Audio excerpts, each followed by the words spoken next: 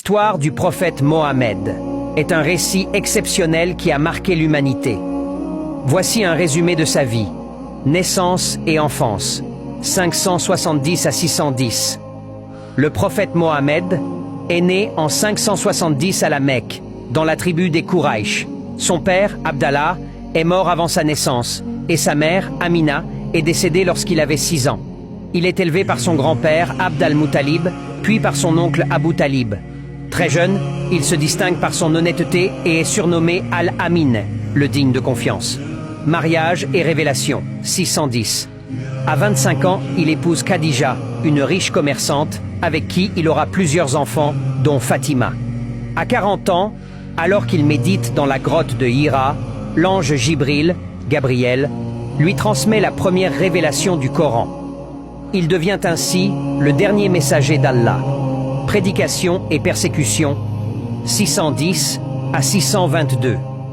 Il commence à prêcher l'islam, appelant au monothéisme et à la justice. Il est persécuté par les Kouraïch, qui refusent son message. Ses compagnons, comme Bilal, Ammar ibn Yassir et d'autres, subissent de terribles tortures. Il perd son oncle Abu Talib et son épouse Khadija la même année, l'année du deuil. Il voyage à Taïf, où il est rejeté, mais Allah lui accorde le soutien des habitants de Médine. L'hégire et fondation de Médine, 622. Il émigre à Médine, marquant le début du calendrier islamique. Il établit un État islamique basé sur la justice et la fraternité. Il conclut des alliances avec les tribus juives et arabes, les batailles et la conquête de la Mecque. Il combat les polythéistes dans des batailles comme Badr, 624, Uhud, 625 et la tranchée, 627. En 630, il entre victorieux à la Mecque et pardonne ses ennemis.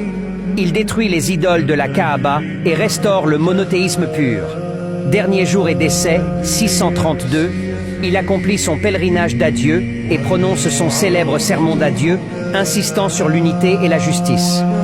Il tombe malade et rend son âme à Allah en 632 à Médine, à l'âge de 63 ans.